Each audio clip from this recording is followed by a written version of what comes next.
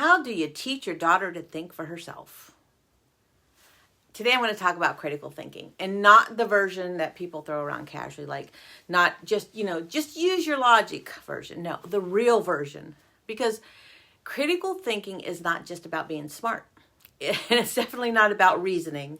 Reasoning is not something that's automatic. Reasoning takes effort. It's slowing down when your brain wants to react. It's questioning your own assumptions instead of defending them. And it's being willing to say, I might be wrong. Sometimes that's kind of hard to do. And that right there, it's uncomfortable. For most people, it's uncomfortable. You see, most people, they don't struggle because they're not smart. They struggle because thinking, well, it requires effort. And sometimes it requires an identity shift. If new evidence challenges something that you have believed for years, it doesn't just challenge an idea. It challenges who you think you are. And not everyone is ready for that. That's why critical thinking is it's rare. Not because it's complicated, because, well, it's humbling. You have to be honest about what you know. And just as important, you have to be honest about what you don't know.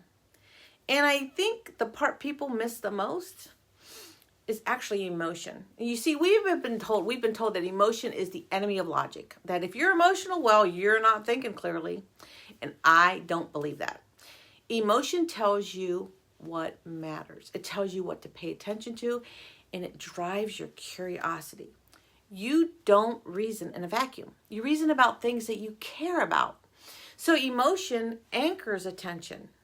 But here's the distinction. Unexamined emotion, it actually hijacks thinking, right? Fear, ego, identity, bias. When those go unchallenged, well, they override judgment. And that's when manipulation becomes easy. Yeah. That's when people get radicalized. That's when misinformation spreads and outrage replaces understanding. You see, critical thinking isn't suppressing emotion. It's actually being aware of it. It's saying, why am I reacting this strongly? Or what is this protecting? Or is this evidence, or is this my ego? Because a lot of times it's my ego. Real critical thinking is the ability to hold two things at once. Your logic and emotional awareness. Evidence and self-honesty. Conviction and curiosity. And this matters so much for girls. Because girls are often, they're taught to either be too emotional or to silence their instincts. Neither extreme builds critical thinking. What builds it? Well, it's self-awareness, the ability to just slow down, the willingness to challenge your own perspective, and the courage and the grit to update your thinking when the evidence changes.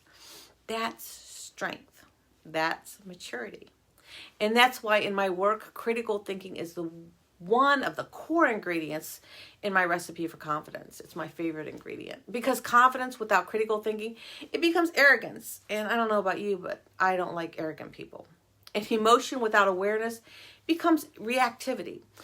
But when you teach girls how to think clearly and honestly, when you teach them to examine their assumptions instead of defending them, you give them protection.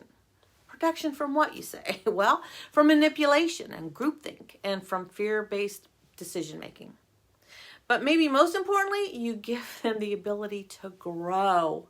Critical thinking isn't about winning arguments. It's about refining your understanding.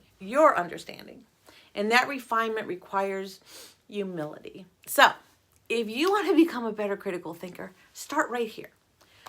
Slow down. Question your own reactions. Be honest. Be honest to yourself about what you don't know. And stay open long enough for new information to actually land. That is not weakness. That's discipline. And that kind of thinking, well, that builds confidence that isn't easily shaken.